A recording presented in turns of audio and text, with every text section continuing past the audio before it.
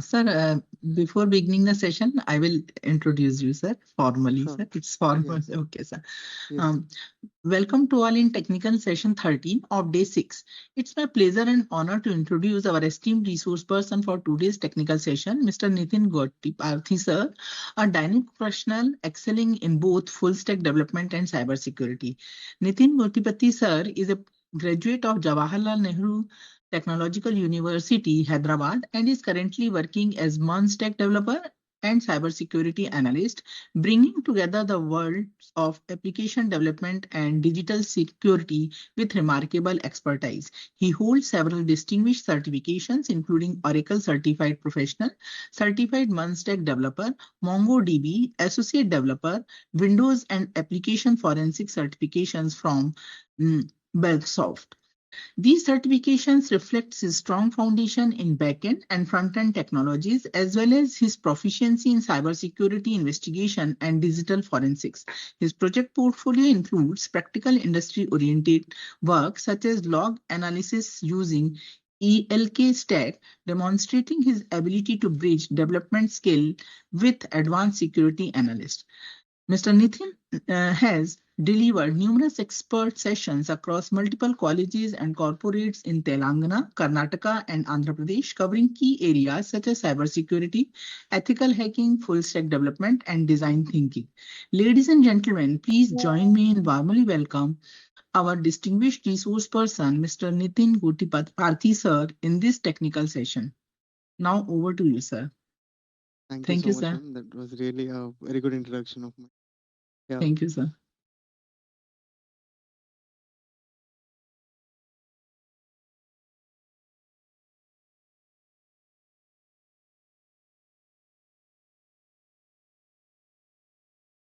Is my screen visible, ma'am? Yes, sir, it is visible, sir.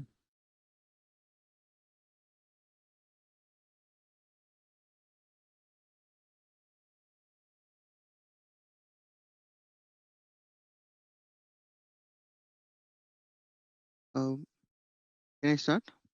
Yes, sir. Yes, sir. Yeah. Thank you, ma'am. So, good evening, everyone. First of all, I would like to thank Cattle Academy and also Ganga College of Technology for inviting me to speak today. And yeah, so going to the into the session, we are in the time where healthcare is becoming smart, and from remote patients monitoring, wearables, AI powered diagnosis to smart hospitals. But along with this, we have something like advancements, cyber criminals, and targeting healthcare systems more than ever. So today's session is designed not only to explain why this is happening, but also how everyone can also first protect ourselves and contribute to a secure healthcare ecosystem. So by the end of this session, you will be able to identify the major cybersecurity threats in smart healthcare systems, and also understand how cybersecurity and cyber attacks exploits IoT and AI platforms. So let's learn personal and institutional best practices for protection, and also we'll explore some of the tools to improve digital safety. Yeah, coming to the cybersecurity in smart healthcare systems, we generally identify lot of threats, and we also identify lot of technology was evolving in this current world. Something how we have some okay, let me have this ice-breaking question with you all. How many of you are using IoT devices like wearables or any kind of devices? How many of you are using your health data trackers? How many of you are using iPhone? Can I have a raise of hands if everyone is okay for this?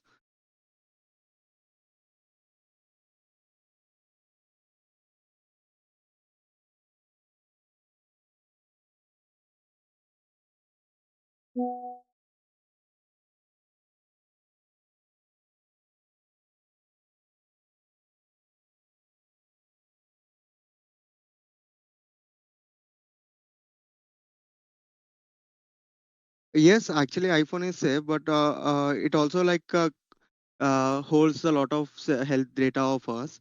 So I just want to know how many of you are using health tracking devices uh, Apple watches and or else Fitbit trackers or health trackers. So most of the people we use, right? So this is like large scale of vertical, like where we all uh, like a victim of a cyber threats. Like we have something like in this digital era, like in this digital transformation, so healthcare landscape has evolved dramatically, like introducing unprecedented connectivity alongside new security challenges. Like we use wearables and remote patient monitorings and smart hospitals and telemedicine, and also like AI based diagnosis and predictive analysis. And even some of the cities like are also using smart ambulances and also real time emergency systems. So as this much technology we have evolved right now, so all this technology what we have facing right now or seeing right now or even we are using right now is something like this technology has evolved more in the last 10 years than the previous 100 years. So how much technology we are like in simple terms, I can say like more technology is like equal to more security responsible. So smart hospitals, telemedicine, wearables, and also AI powered diagnostics, smart ambulances, everything is connected to the technology. So from all this technology, like we are getting lot of data. So when we take an example of your wearable, so it can track your steps and it can track your heartbeat, it can track your SpO2. So whatever the tracking data it has, like all those data will be stored in somewhere like uh, in the watch memory, and that is interlinked to the phone. So now the connection system has becomes more what is uh, more evolved.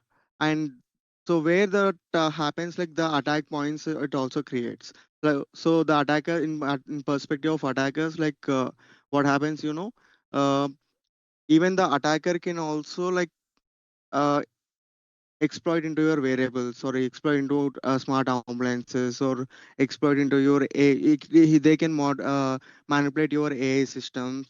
So everything the technology is a vulnerable device, I say, but until or unless we stay ourselves and we protect ourselves. And yeah, so how the data flows in the IoT healthcare? Like let's understand with a simple like flowchart of kind of thing. So so you understand like sense all our medical data is very sensitive. Do you agree with me? Obviously, we agree, right? So all this sensitive data, what we have, something like all those have multiple vulnerability points where cyber attacks can occur. So every connection represents a potential energy point for malicious attack. So what happens here? Like let's see an flowchart have here. So let's look how medical data travels. So a wearable device collects vitals like what is like heart rate sensor that which have those heart rate collect it collects the heart rates, and also SpO2 collects the SpO2, blood oxygen of your body, and also step tracker will also tracks your steps. And also we have something like a sleep monitoring, and where it collects the sleep cycles and how much you sleep generally, like what your sleep score, everything the data it collects by the wearable, right? Even some of the iPhones will have some activity health app in their application, like based on the mobile usage. uh, it also calculates the sleep score, like when you turn off your mobile in during the night, it starts collecting your sleep data. It means like if you're not using the mobile during the midnight, so it obviously understands that you are sleeping. So if in between if it gets any notifications, like if you are again using in the early morning, the first thing we'll do is something like opening our mobile and checking the alarms or checking the latest updates or whatever we need, we are using our mobile, right? So in general, like what happens here is uh,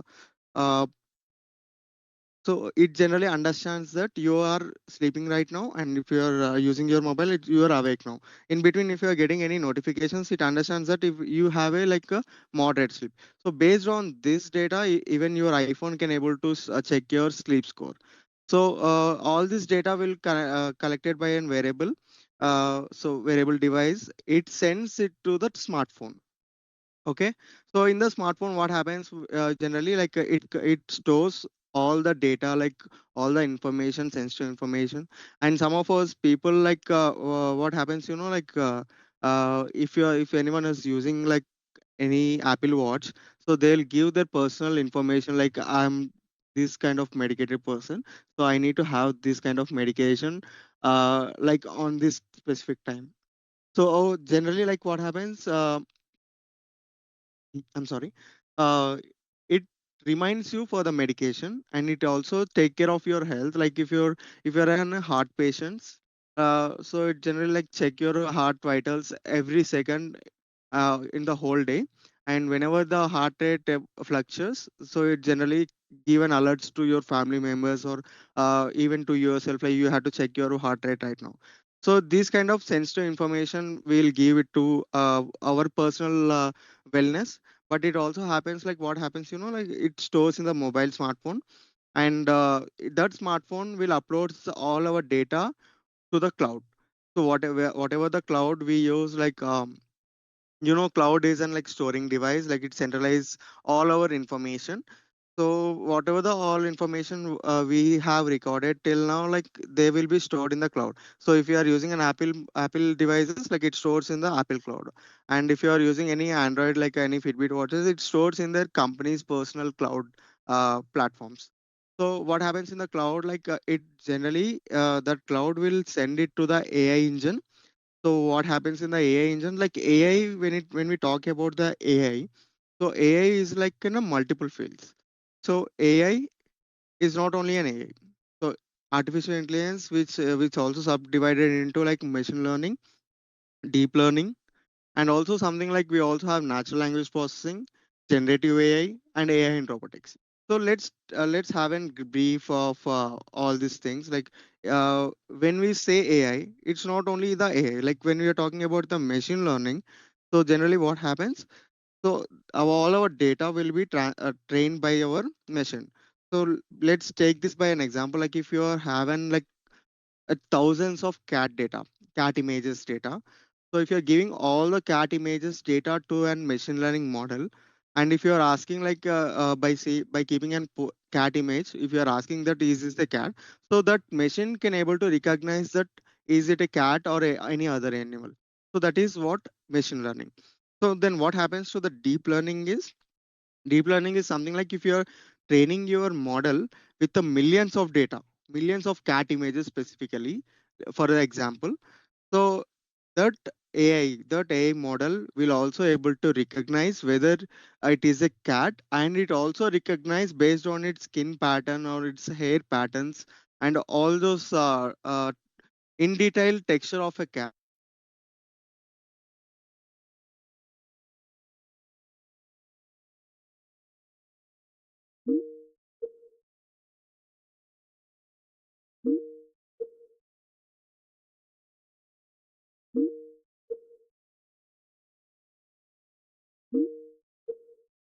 That is like looking very white, and it is very not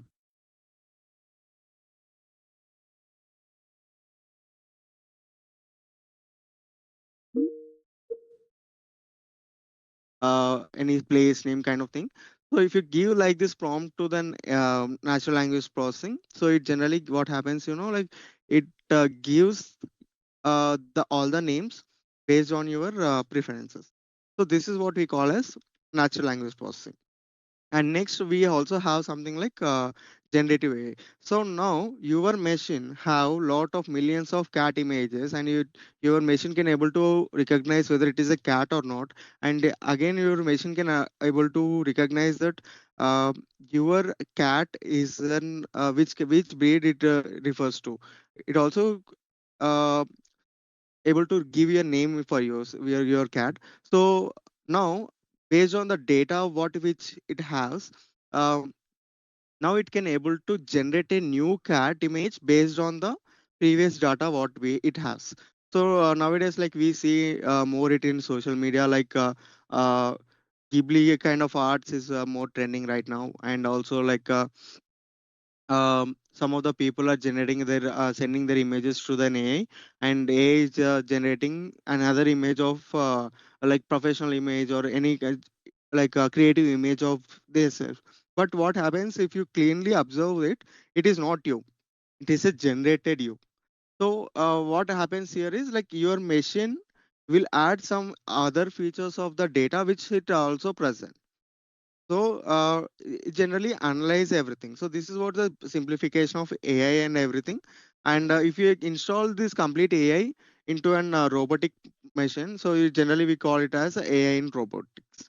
So that robot will understand so our daily data, daily uh, what is a routine, and it will give like if I need a coffee at the time like I wake up, so it generally takes a coffee to me and it give me at the specific time.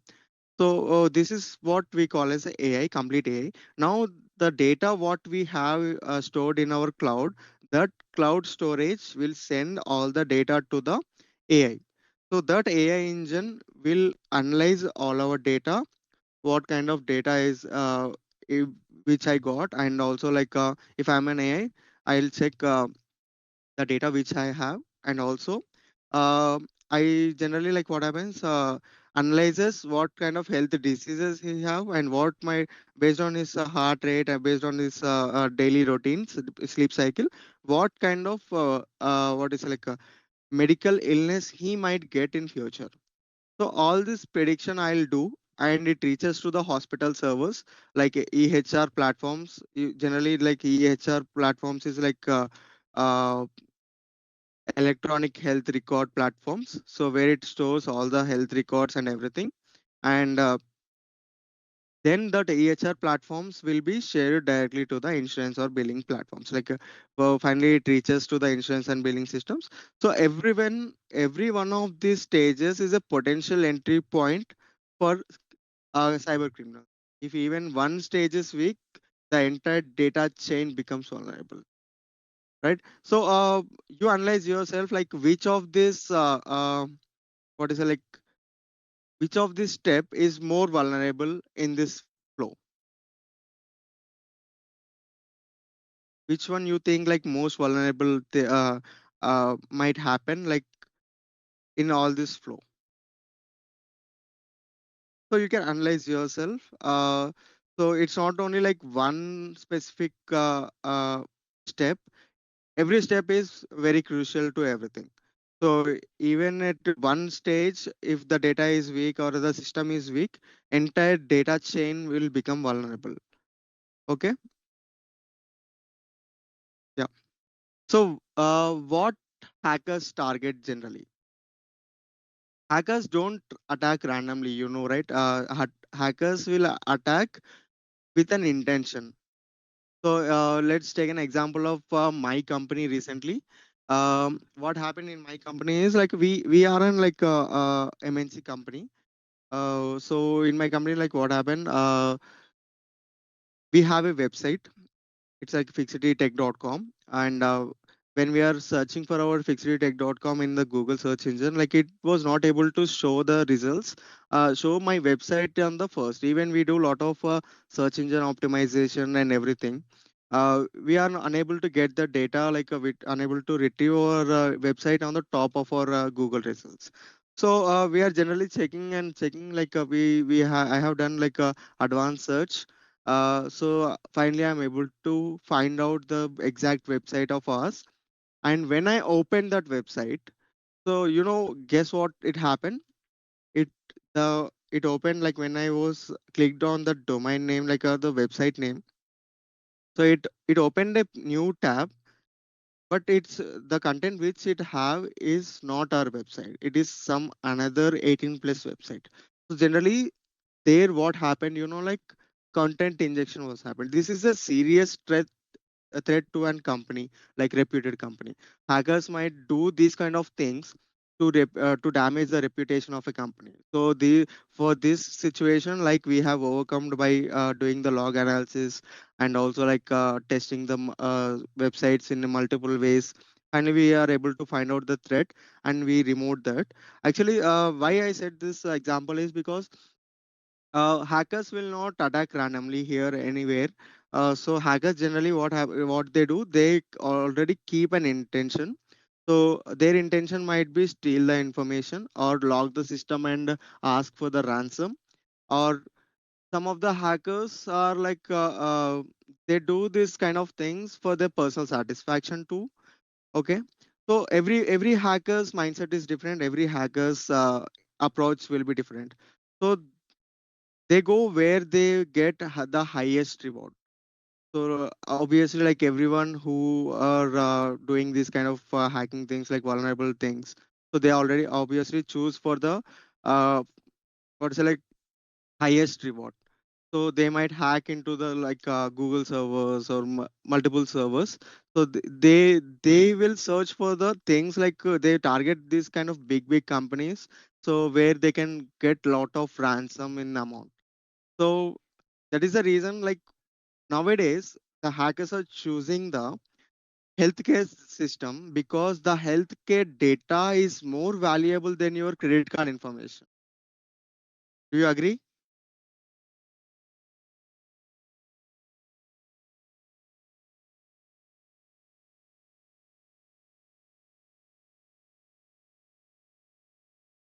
Yes. So most of your health data consists of like identity information, medical history, insurance numbers, bank details, everything. So they are far more valuable than your credit card information. So the hackers nowadays targeting the healthcare data more than a credit card information.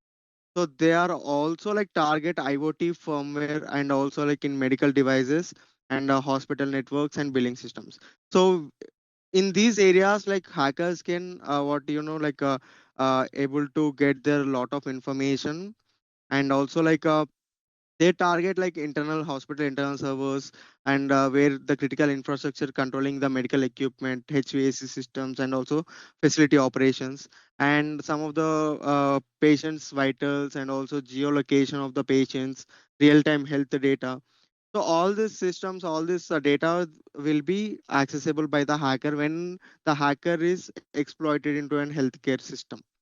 So anything connected to the network can be hacked, even if it is not traditionally considered as a computer. So anything which is connected to the internet or network that can be hacked.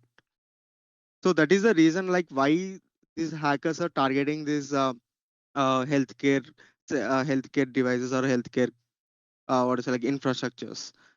Yeah.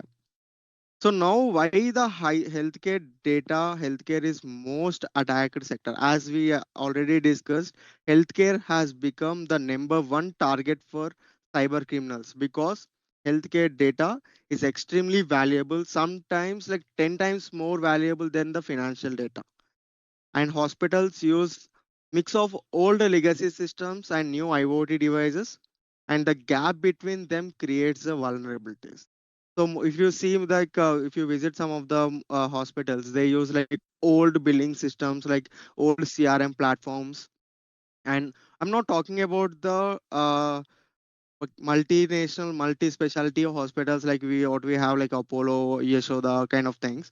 I'm even the small hospitals are also consisting like lot of data. Not everyone will go to the big corporate hospitals, right? So some of the people might go directly to the RMP or some of the people directly go to the small hospital, small kind of corporate hospitals. So even the small hospital will also consist like thousands of millions of data, right? So in this ecosystem, like in this current technology, if any hospital is not able to spend more on the uh, data security, so it might become a vulnerability, right?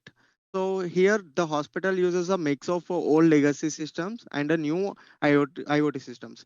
So there the conflict will become, and the even the IoT firmware and IoT system is newer, and but the system which is connected to the new IoT devices is a older one.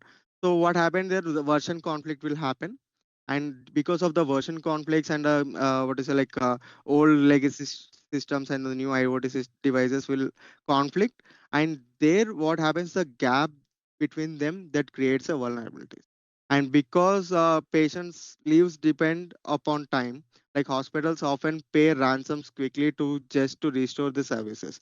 So in the next slide I'll be showing you the real time case what we had. So before that I just want to mention one more point here, and And one of the biggest reasons, low cybersecurity awareness among staff. Most of the staff who are working as an in the hospital sector, not to the like high level doctor range, but to the low level compounders or the nurses, what they do know, they don't have lot of cybersecurity awareness.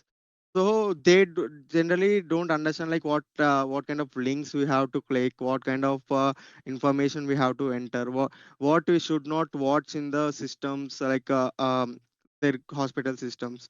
So all this matters. So technology doesn't make an organization secure, but the people who work in the organization following the security measures, they can make the organization more secure. And in the next slide, we let's see some of the real time case scenarios.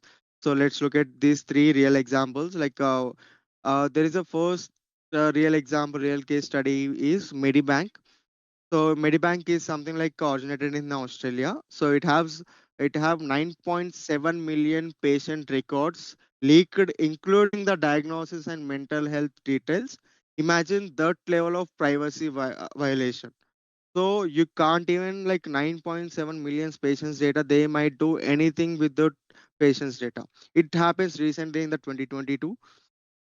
So it has a massive privacy violation on and ongoing identity theft concerns for millions of Australians. So this is a serious threat, cyber attack. What happened recently in the 2022? Um, in Australia specifically, like this Medibank breach is a company like Medicare company, uh, so healthcare company which is originated in the Australia. And next, second thing, the second biggest ransom attack which happened is in 2017 is a WannaCry. So this is not only specifically to the healthcare systems, but this affected healthcare systems more. Now, like what WannaCry ransom attack happened, how it happened. So generally, all the Windows systems, all the whoever have not updated their new update in their systems, all those systems were logged.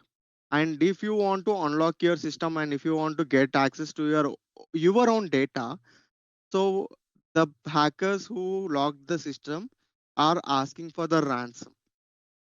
So this affected like lot of healthcare systems also. What impact it does create like UK national healthcare service systems locked down, forcing cancelled surgeries and also hospital shutdowns. This is a serious threat.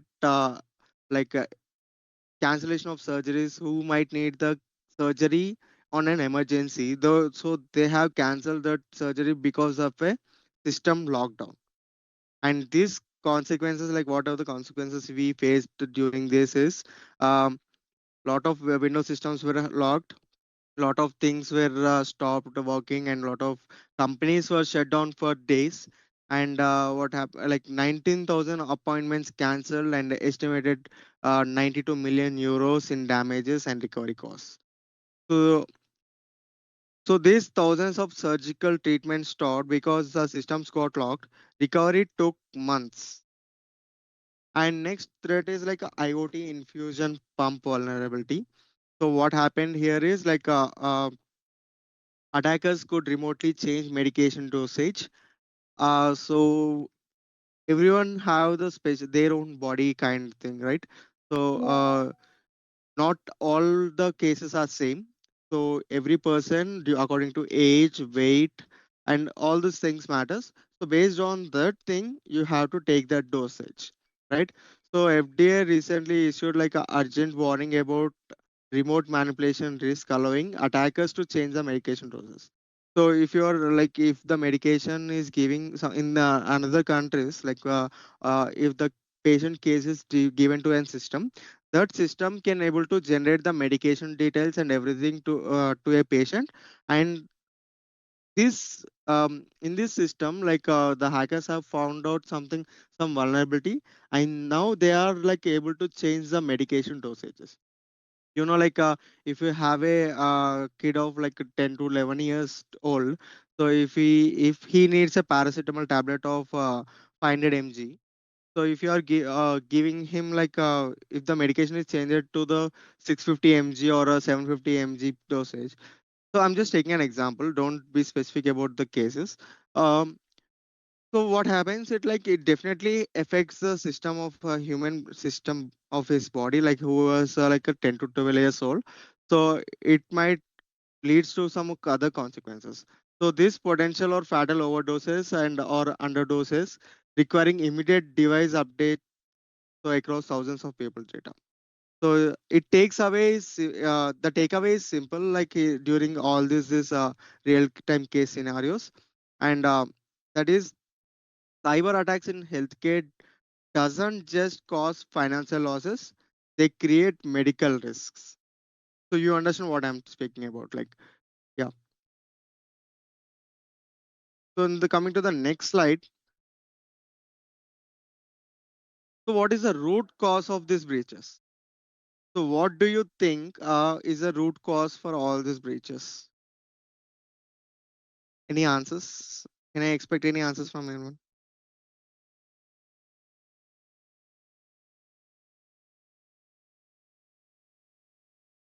Yeah, obviously money. And any other causes?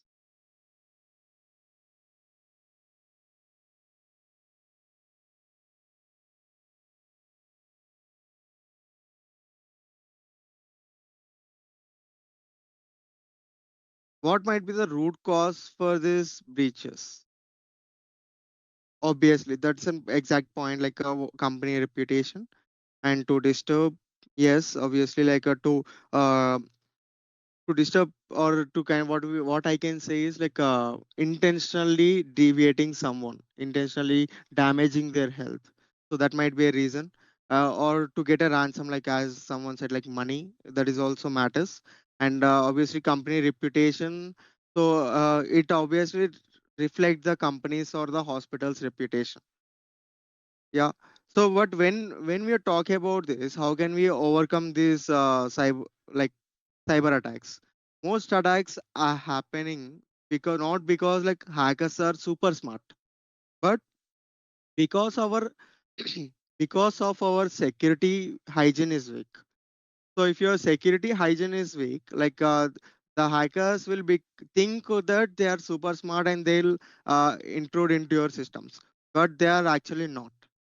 It's because like our carelessness, what we do, like we keep default passwords for all the unchanged like all the what is it, like machines or all the accounts, and those default passwords are kept unchanged or not updated, and all our devices are not updated up into by the updated software versions, and some of the open ports are exposed, and also like unencrypted data transfers will happen something like if you're on your WhatsApp chats are end-to-end encrypted, but nowadays like in India there is an app called Ata AI is evolving, which is founded by like created by Zoho. So where that application is not purely end-to-end encrypted, but people are using that. So there what happens, like man in the middle attacks might happen. So some of the eavesdropping might happen during your conversations. And the biggest vulnerability is a human mistake and a social engineering. In most cases, like hackers do not break in; they simply log in. So they don't need to break into the security systems, but they can smartly log in into your system and uh, they can take whatever the data they want. You know what? Actually, when I was um, in my in my early stage of career, so I actually in or this like exploited into an sorry logged in into an college admin details, so where I found that is a serious issue, like where the students can if any student can found that issue, so they can change their marks and attendance and everything. So I found that that's a serious issue. I directly returned to the mail as I'm an ethical hacker. So so that generally happened. So I didn't break into the system. I just performed the SQL attack, SQL injection attack, and I directly found that I got the access of the system. So this is what generally example of an what hackers doesn't break in and they simply log in. And I have a simple question here. Um, how many of you are having the same password for all your accounts? Like you might have Gmail account, Facebook account, Instagram accounts. Yeah, you can raise your hands or you can drop me or same password.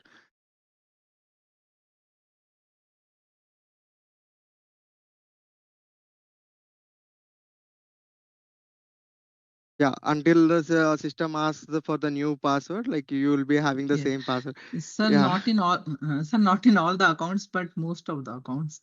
Yes, actually, that's our tendency to of remembering the password. Actually, Yes, sir. Yes, sir.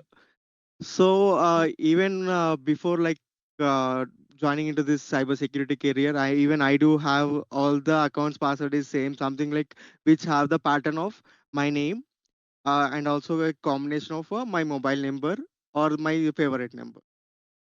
So obviously, like all our passwords will be the same. I hope so. So this is a vulnerability. I think like most of those passwords, what we generally keep is a combination of our name or the full name and the mobile number and also the date of birth. Uh, yeah, mostly these three matters. So if I have your any of the email ID or the username, if I write a code of creating a multiple combinations like minimum password characters of 9 to the maximum password characters like a 40. So if I try the every permutation and combination of the password, then I can easily break out all everyone's password. So that is the reason the these days systems are asking like the password should be uh, the combination of capital letters, small case, and also special characters, symbols. So everything should be involved in a single password. So I have one more quick question here. Um, how long is your password? You can say in characters like a 13, 9, 7.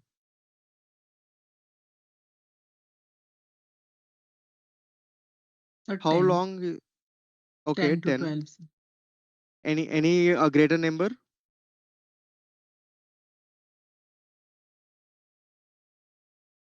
Okay, let me say mine. My password is like 37 characters long.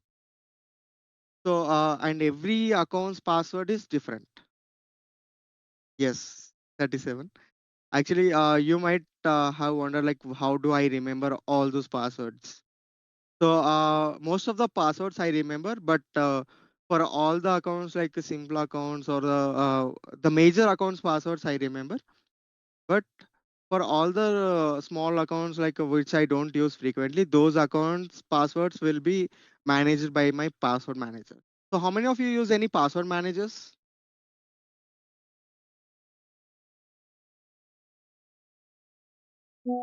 If someone is raising their they are using like they are using that password manager, can I know what kind of password manager you are using, like which company's password manager is using? I personally use Proton Pass.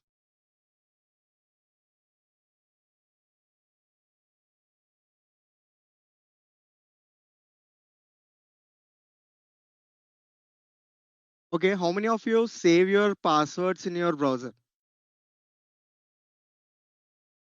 Like when you're logged into an new application or like Netflix or something like accounts, uh, so you'll be having a pop-up like save or not now. So how many of you click on save?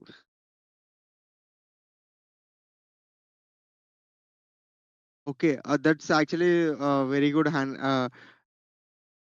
or is it like practice, but you should keep your diary very safe.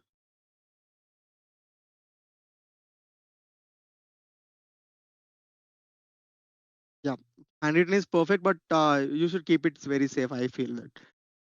So the most thing like what we do is like if a system is stolen or what happens here, uh, all your passwords were stored in your Chrome browser. Like if someone is clicking on the save frequently, so that happens. So that's all the passwords will be uh, what is it like exposed to the hackers.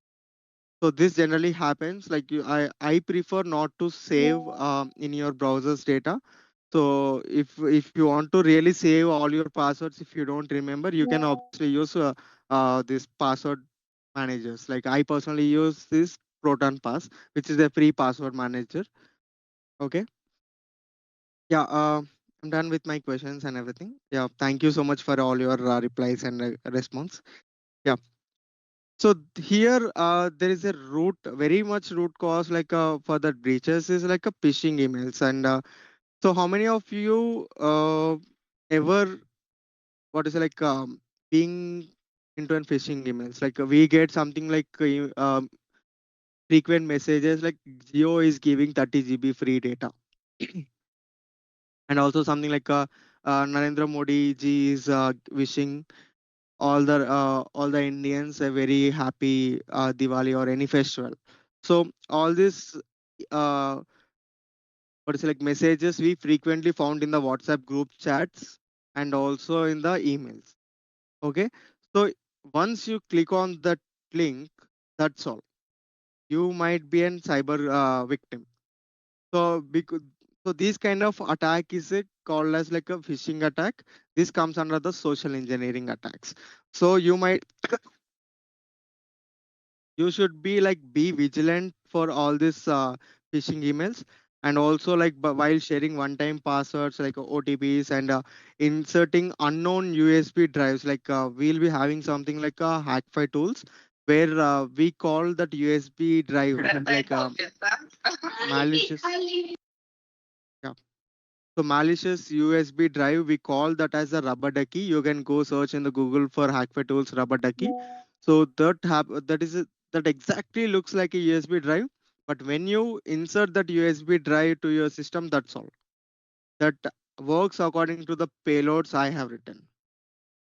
So be vigilant while you are using like unknown USB drives into a system, and also clicking on malicious links which might compromise secured networks. And like one more security breaches what generally we face is like unencrypted communication channels. So these allow like interception and modification of all the sensitive patient data in transit, and some of the open ports. You understand like ports, right? We generally use have something like OSI models and these CPIP models. So in there like for in simple terms what I'll say is like for every protocol there will be an port number. Okay, so like some when we take the HTTP, when you're searching for the any of the website, it generally takes the default protocol, which is Hypertext Transfer Protocol Secure. The port number of the HTTPS is 447. So in that, assume that this port as a pipeline. In that pipeline only, all our websites will flow. Same way, when we are using this emails, there the protocol comes is like SMTP, simple mail transfer protocol. So all our emails will transfer in that protocol. Okay, so if we have if your application has any of the open ports, when we do port scanning with the nmap tool in our Kali Linux machine or the Windows machine, even it works in the Windows. So it generally like shows all the ports which are open, and based on the port the hackers can directly um like what to say like travel in that port and exploit your application. So this generally happens. So when we are talking about the open or unexposed network ports, so this is what it actually happens. And coming to the next slide, what security standards is with you? So and here I want to mention a powerful message is like a security starts with you. Cybersecurity always starts with the individual behavior. like a strong and unique passwords and are non-negotiable.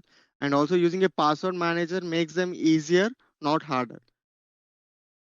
And also when you have to use your strong password and unique password, and if possible use a password manager if you don't remember all the passwords, and create a complex 16 plus character passwords and store them securely using tools like one password or bitwarden or lastpass or proton pass. Anything works. And next you have to enable the multi-factor authentication, you have to use when if for all the systems, even your LinkedIn, Google accounts, Microsoft accounts, and also your Instagram accounts, everywhere this multi-factor authentication, like MFA we call it in short, this feature has enabled in for the every user, but you have to authorize the multi-factor authentication in your application.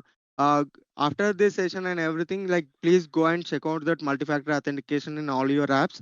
And I request everyone to enable that multi-factor authentication everywhere. And this require additional verification beyond passwords using authenticator apps or hardware keys. And this multi-factor authentication protects your accounts even if your password leaks. So that is the reason I request everyone to enable this multi-factor authentication. And, and next we have something like avoid public Wi-Fi's for sensitive activities. Sometimes we might be in a bus stop, sometimes we might be in a railway station, so where we'll get act-free Wi-Fi. So some of us facing some kind of internet issues signal issues. So we might searching for the internet. So we might connect to an open network, open Wi-Fi networks. So that is also become a serious threat. We have a device called hardware hacking device called Wi-Fi Pineapple. So where this Wi-Fi Pineapple is something like looks like a Wi-Fi router. So if I take the Wi-Fi Pineapple with me, if I sit in a railway station, if I set up everything, so you'll be seeing a free open Wi-Fi network. And if you access that Wi-Fi network, that's all. I can access your all your mobile uh, from my system. So that's how serious we have to be with the sensitive our public Wi-Fi's. And better you have to use a VPN or VPN services or cellular data when accessing healthcare systems or personal financial information. So you should not do any kind of personal or sensitivity activities when you are even connected to the public Wi-Fi's. And this public yeah, even use this VPN or mobile hotspot instead, if your friends mobile hotspot instead. And next you have to review app permissions and privacy settings whenever you here is my quick question for everyone. like um, Whenever you install a new application, so it generally asks for multiple permissions. So how many of you check each and every permission it asks and click on allow?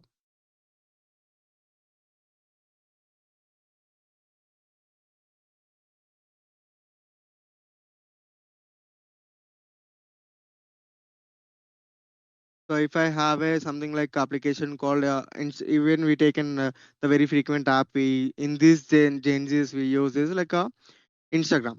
So whenever you install the new application Instagram, initially it won't ask any of the permissions, but when you want to access the camera, suddenly the pop-up will come up and it asks you to allow the permissions for the camera and also microphone. Same ways, some of the malicious applications will ask some of the information of your health application and also wearables and also tracking devices, all the sensitive uh, sensors what we have in our mobiles. They ask permissions for them. You have to deny it instead of allowing. So you have to keep an eye when you're installing the new application. Even you have to keep an eye, you have to go to your applications and you have to review your app permissions and privacy settings. So you have to limit access for the location, contacts, and also health data, which only to applications to genuinely require it. So you have to give all these permissions which genuinely require it. You should not give all this data to anyone, right? And yeah, so you need to review this frequently. That's my suggestion to everyone. And next, you have to keep your phone, laptop, and IoT devices are updated. So all this, like we might face some of the issues, like recently, like OnePlus mobiles are getting like some of the lines in between. So whenever it happens, like we are feeling like unsafe when we are upgrading that what is it, like software update. So but that's completely fine, but we need to check, we need to wait until a few days. So some of the developers or some of the beta testers will install that thing and they'll update us in the social media. So we need to wait until a week, but after that you definitely should update your phone, laptop, and IoT devices, everything. So these five habits alone block more than 90% of common cyber security attacks. So you understand, right? One, two, three, four, five habits. So will block more than 90% of common cyber attacks. And next we have something like how can we secure to the institutional and or the workplace. So how to be secure in a institutional or the workplace. So organizations must implement these comprehensive security frameworks to protect healthcare infrastructure. So these measures create defense in depth protection and against sophisticated threats. So organizations need layered protection. So not one tool, but a system which take care of a layered protection. So zero trust framework means like never trust, always verify. So authenticate every user, every device, and also connection attempting to access resources regardless of a network location. So we should install a framework where it is like a verifying and also like authenticating everyone. Even the user is already created in the database, but it always verifies it if the user, if the user is actual user. So you need to install these kind of zero trust security frameworks. And the second thing is like a role based access control and logging.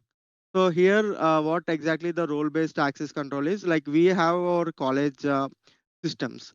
So where some of us having the LMS, like learning management systems, and some of us having something like attendance or the marks data. So where we'll be releasing some of the autonomous colleges, which generally has, uh, they'll share all the university exam data in there, and people are usually logging into it. And so if the student is logging into that system, he cannot have all the access. He can he can check his marks and he can update his profile and he can track his data. But a part of this data, he don't have any other access of everything. So this is the student role. And when it comes to the lecturer or the teacher role or the faculty role, so faculty can check all the students' data, but can't manipulate all those data, right? And when we have something like a admin, so admin have all the permissions and data manipulation things with this to all the students faculties data he has, and also all the student data also he can manipulate and he can do whatever he want in the application. So you need to grant the minimum necessary permissions based on job functions and maintain comprehensive audit trials of all system access. So this is generally what we have to do in our institutions or the organizations. And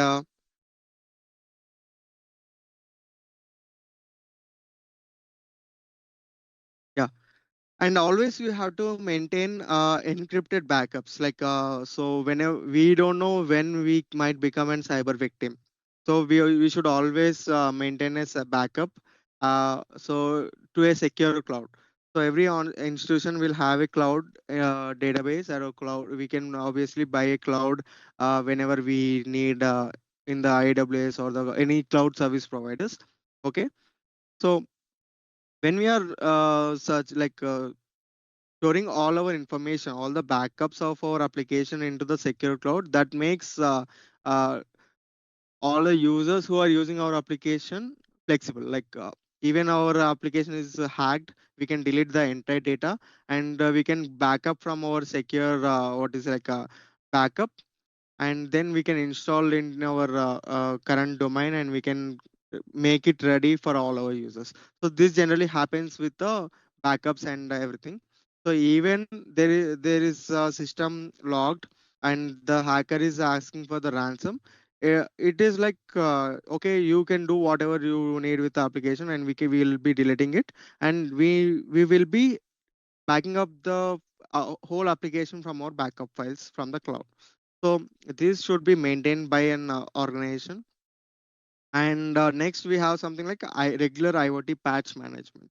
So generally what happens here is like establish a systematic process for identifying, testing and deploying. So security updates across all connected medical devices, whatever the devices what generally we do have. So uh, we must have every device on the network must be updated regularly. And finally, cyber awareness training. So this cyber awareness training is not optional anymore. People need to learn security things the way they learn first hand. How many of you agree? So how we learn the first hand things, or how we learn the basic things. Same way in this digital world, we have to aware of the cyber things or the cyber threats and vulnerabilities. So this cyber awareness training is not optional anymore, I feel. And people need to learn the security the way they learn this first and basic things. And next we have something like AI powered cybercrime rising. Yeah. So till now, like we have seen, most of the attacks were done by the human. But from now on, what happens, like, AI powered cybercrime rising. So even the AI, which is like artificial intelligence, has become a double-edged sword. While it enhances healthcare capabilities, it also surcharges criminal operations with unprecedented scale and sophistication. So what happening here is like artificial intelligence is helping healthcare. Obviously, I agree, but it's also helping cyber criminals in deepfake audio that can perfectly mimic voices of CEOs or doctors.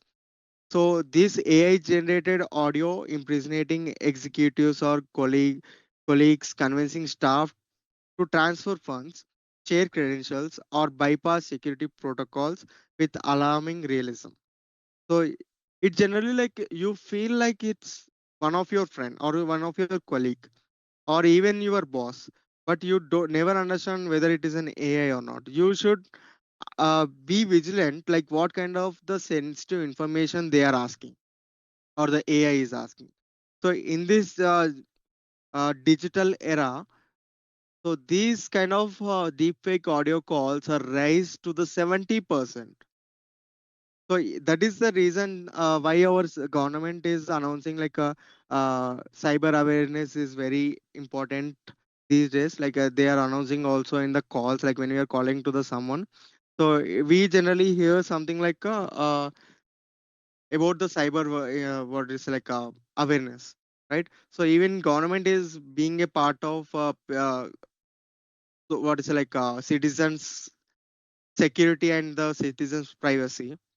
So all these calls are like evolving these days. So generally, like everyone is are into the cyber awareness. And next we have something like AI generated phishing messages. So we obviously know what kind of a phishing message is, but these phishing messages are being sent by an AI. So machine learning creates a perfectly crafted personalized email that appearing legitimate mimicking writing styles and also organizational language to evade detection. So you might feel like it's from um, your organization, but no, it actually not. So you what happens here, like ransom attacks, and also not ransom attacks, like AI generated phishing emails look extremely real and personal. So these kind of AI generated phishing messages are evolved to the 55% in this digital era, because like emails and Outlook, which have our SMTP and everything, like mailing applications, they have inbuilt AI, which directly blocks all these phishing emails and it keeps us secure. So even if you see in your Gmail application, everything is segregated: promotional, social, and also primary. So being this, you will be you will not be deviated to the all the emails you got. You will be focusing on only the primary emails which you need immediately. You need to take action immediately. But you should also aware about these kind of messages too, phishing messages too. And next we have something like automated ransomware. So attacks generally yeah, attacks generally have a massive scale, like AI systems identify vulnerabilities uh, and launch coordinated attacks across thousands of targeted simulations. So, and also negotiate ransoms without human intervention. You might see this is a serious threat, everyone. So here what happens, like ransom attacks are now scaling automatically using AI without a human intervention. So it is blocking the system. It is the AI is even itself asking for the ransomware, and it's collecting the ransom and it's sending it directly to the person who trained it. So this actually evolved to the 60% in our daily life. And next, the last is data poisoning to corrupt AI. So these training data sets, like malicious attackers inject false information into medical AI training data. So it causing diagnostic systems to produce dangerous incorrect system recommendations. So as I said, the example, like if you are giving our cat images to the machine learning model, so it will next, if I show the cat image to my model, it obviously recognizes whether it is a cat or not. So instead of my actual motive is this, whether my actual motive is my model, my machine should recognize a cat. but instead of this, when I was training my machine with the cat images, some attacker giving the dog images to the my system without my intervention. So what happens when I give the cat image? It detects as a dog, not as a cat. So this generally happens, and this is a simple example, everyone. But if this intervention come into the medical world, so think what happens. It generally uh, gives the false information and the dangerous incorrect recommendations to all the systems.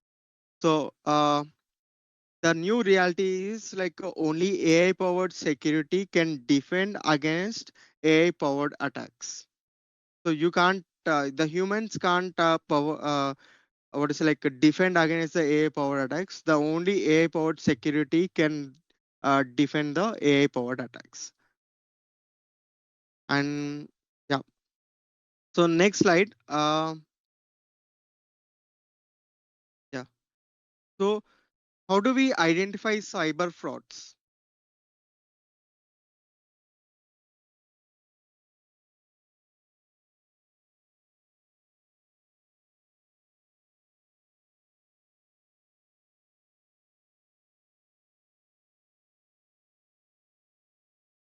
How do we identify the cyber frauds? So as of now, like we have seen like lot of cyber threats and cyber attacks and everything. Now, how do we identify in our general terms? Any answers?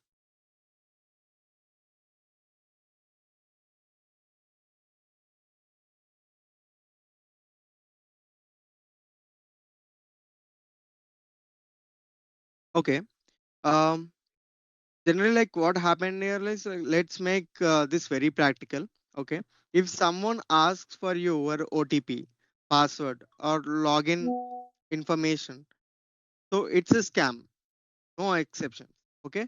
So if a message creates urgency, like pay now or your account will be blocked. So pause there and think and verify whether the call is valid or not. So then you take the action what you want to take. Okay. And next we have something like a don't click on links or attachments unless you were expecting them. So you are not expecting any links from any of others. So you should not like click on the random links, whether you need to check whether it is an actual what is it, like a link or not. Okay. And one more thing, like don't trust random customer support calls. Always call the official helpline yourself. Okay.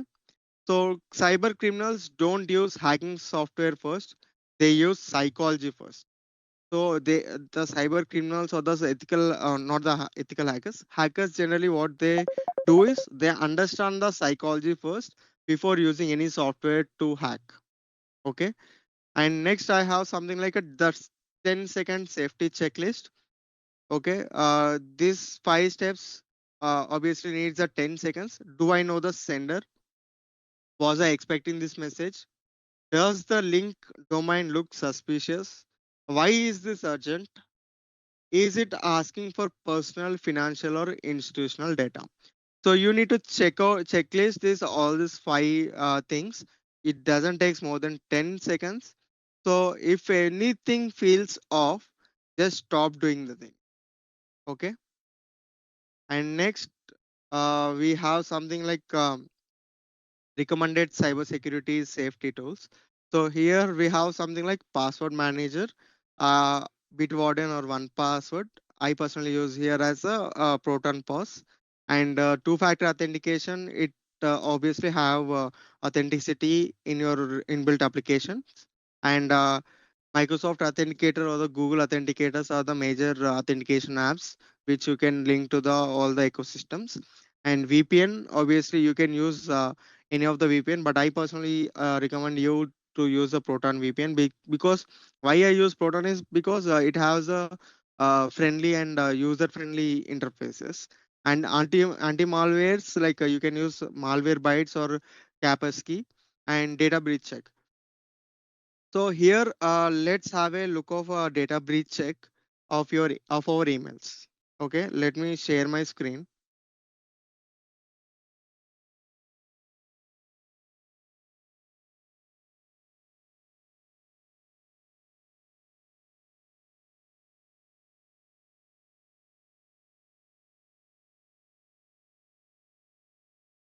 Yeah, is my screen visible now?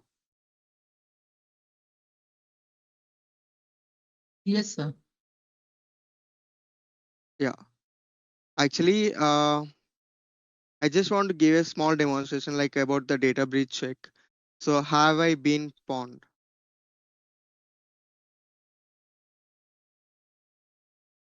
So this is an website like you can trust this website. Okay. Uh, so what generally pawn means? So it's not like you are losing in the game, but it generally checks the data breaches what you have in your email. So can I have anyone see email on the chat, please?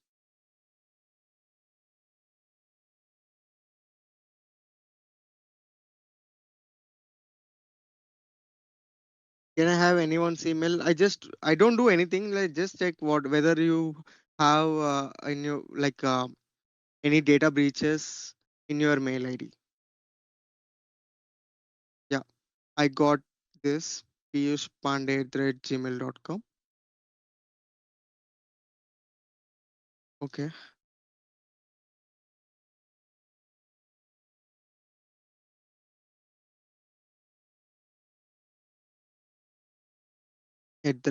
@gmail.com.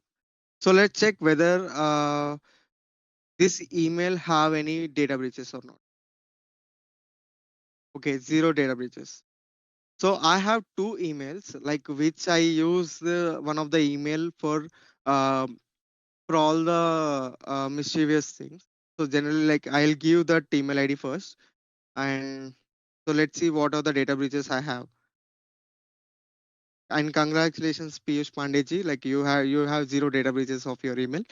Uh, @gmail.com. Let's see how many data breaches I have for this email. This is my personal email. So look, this here I have two data breaches. One is from the Hathaway, which is um accessing all my sensitive information through my email, and one is Dub Smash. I don't know why it created in 2018, but so it have all the details of mine. And the personal and secure email what I use is g.nathan 0666 @gmail.com. This doesn't have any data breaches because I use it for all my personal and professional uses. Okay. Yeah. This you can check your emails. Like I'll just ping this website in the chat. You can obviously check of this.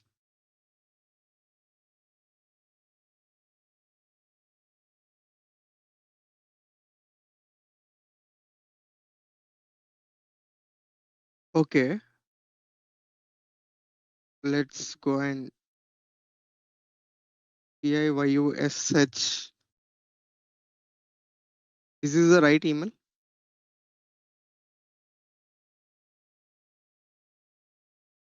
PUYUSHS. Oh, sorry. PUYUSHS. Okay. Okay, but I'm sorry. You have two data breaches. One is from India Mart, and also one is from Nitro. So these two is accessing your data. You might have a look of this, and you can unsubscribe those emails, and you can check all the security measures from your email. So stop and delete everything which related to the India Mart and also Nitro.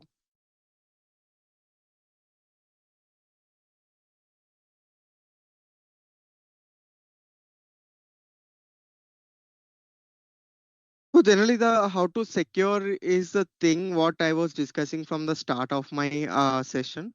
So you need to yeah. One more question I'm getting. Okay. You generally should go to your emails, and you should generally go to this uh, .com or the official application or the website of the India Mart and also Nitro. If you don't have any need of this India Mart and also Nitro, you can directly delete your account from there.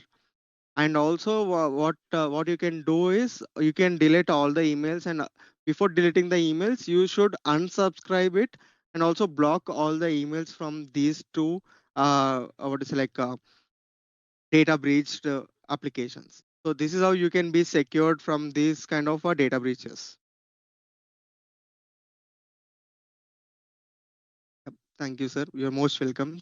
And yeah, so this is generally like a short demonstration of you can check your data breaches in this website. I'll just ping this website in the chat so everyone can access this link. Okay, chat is, yeah. Hope you everyone got the link. Okay,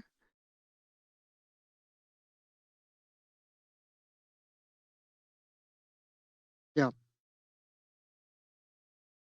Let me share my PPT then.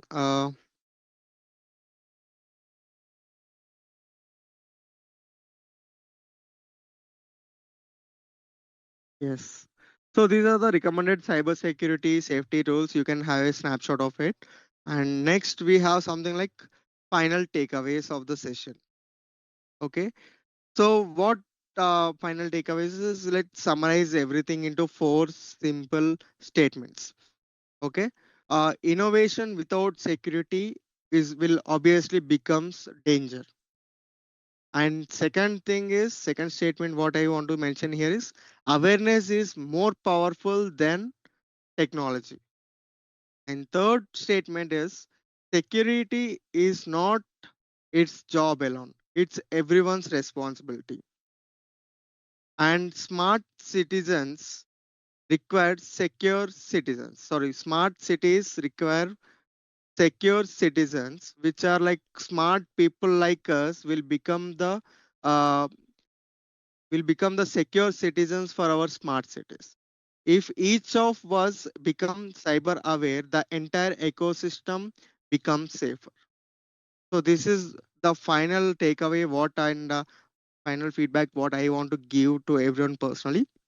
So if we are secured and we are well smart enough, so no intruder or the no attacker can read our psychology and uh, what is like exploit into our machines.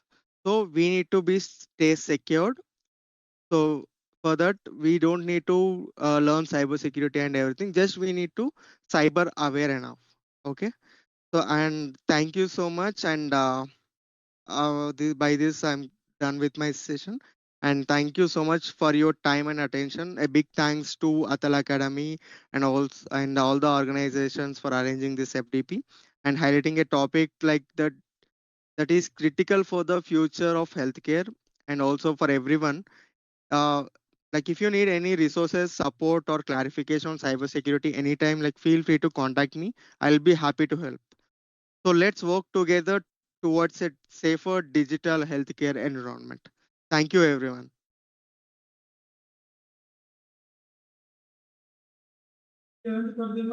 Thank you so much, sir. Excellent session, sir. Thank you, ma'am. Very informative and excellent, sir. That's so. Thank you, ma'am. Participants, if you have any question, kindly ask.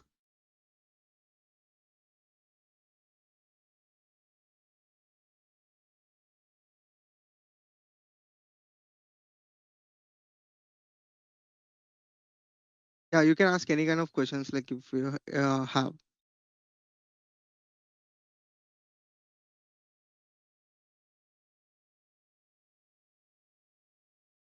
Sir, participants, they are writing question in real chat, sir. Yes, ma'am. Sir, sometimes you got PDF from the friends and all these things. Okay. So Someone, sometimes, yes, ma'am. I'm just reading it. yes. Sometimes we got the PDF from the friends, and whenever we want to open it, it wants permission. So how can we find this PDF or file is secured or not without opening it? Okay. So you generally you receive an PDF with the secured password or those kind of thing. So when you want to check whether you it is a malicious or not. First thing is you need to check the file size, which is more important. If the user is giving any of the keeping any of the external information in the PDF. So first thing you need to check for the size of it. Second thing is you need to check the file name of it. And if you feel anything suspicious, you should not open it. And third thing is something like you can see the extension. So if there is another extension other than PDF, if you find any suspicious extension, so you should not open it. And while you are opening that PDF, you should stay secure. Like you have to connect to a VPN and you should be in an incognito mode, and you should detach everything. You should connect to your mobile hotspot or any secured connection, and then you can safely open that and you can check everything. If you feel anything malicious in it, you just close that application, close that um connection of the internet, and you just restart your system. So that makes cleaner again, and you will not be a cyber victim anymore.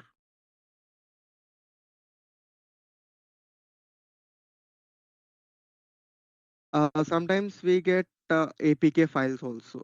Yeah, but some of them, most of us use something like a GB WhatsApp or for the secondary WhatsApps. So those are like a APK files, like .apk files, where we install those in our systems. And so what happens here, like all the APK files are vulnerable. So you should not trust any of the APK files, or you should not trust open any of the APK files. You should not open them. So those are like wantedly, intentionally created applications for the cyber attacks. So that's I can say. Yeah. And some of the uh, public Wi-Fi networks safe for using. No, absolutely no. If I'm not an ethical hacker, what I generally want to do is um not I want to do, but what I can do is if I have a Wi-Fi pineapple router. Okay. So Wi-Fi pineapple is something like a hardware hacking device where it have some payloads. If I keep it in a public place, uh, if anyone connects to that Wi-Fi network, that's all I can access their complete mobile system and everything. So you should not connect to any of the public Wi-Fi networks. Always use your friend's hotspot if you're facing any internet issues. And these APK files gets hidden in our Android application. So how can we find them to delete? Okay. Um, APK files generally like hidden in your Android phone. If you really suspicious that, uh, so first thing you can do is something like you should reset your complete application, complete mobile. Because if you are not finding it, but you feel there is a hidden application in your Android phone, obviously you should clean your entire data. And by keeping some of the main information as a backup, and you should clean your entire data. uh, because like we don't know exactly where the application is stored, or where that application is created, until or unless like we do log analysis on your on your mobile. So, what is log analysis is like whether you use any of the device like laptop, phone, or any of the device. So, even a single click will be noted as a log in our terminal. So, that single click can be as it is logged in as a logs. So if we analyze all your logs data, like what is the operations happening in your mobile, then we can able to find what exactly the application it is and where it exactly located in your mobile. Or else like if you feel it is like any from the application, like if you're opening the Instagram, if you feel anything suspicious in your Instagram, you can obviously go to the settings, and you have to find the Instagram app. And if you open it, you can find the app permissions, clear cache, and also force stop. First thing you have to do is check your permissions, and you have to stop giving permissions, whatever the permissions you have unwantedly given. And second thing you have to do is clean the cache memory. And third thing you have to do is force stop and restart your mobile. So these four steps will obviously help you in being attacked. Okay.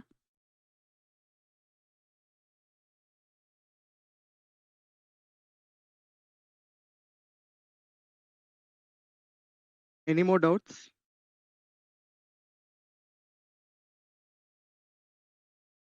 I think now there is no more question. Uh, Yeah. shall I wind up the session, sir? Yes, ma'am. Okay. On behalf of the entire organizing committee of this Atal FDP, I extend my heartfelt gratitude to Mr. Nitin Parthi sir for delivering such a wonderful and insightful session. The way you explained concepts with real-world examples and practical clarity made the session highly valuable for every participant. We sincerely appreciate the time and effort you dedicated to sharing your knowledge and experience with us. Thank you once again, sir, for your meaningful contribution and for making the technical session truly impactful. Thank you, sir. Thank you, ma'am. Thank you so much. Dear participants, within couple of minutes, we will start the valedictory session.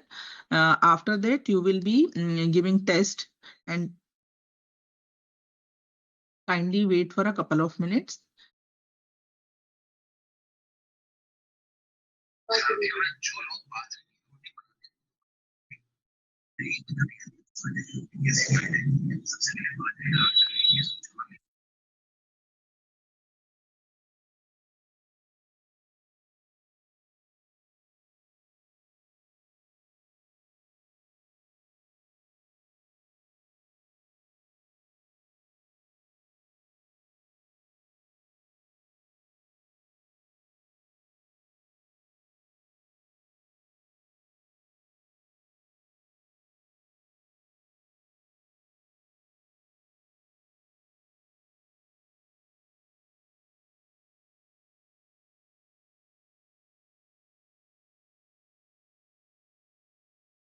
Ma'am, can I leave?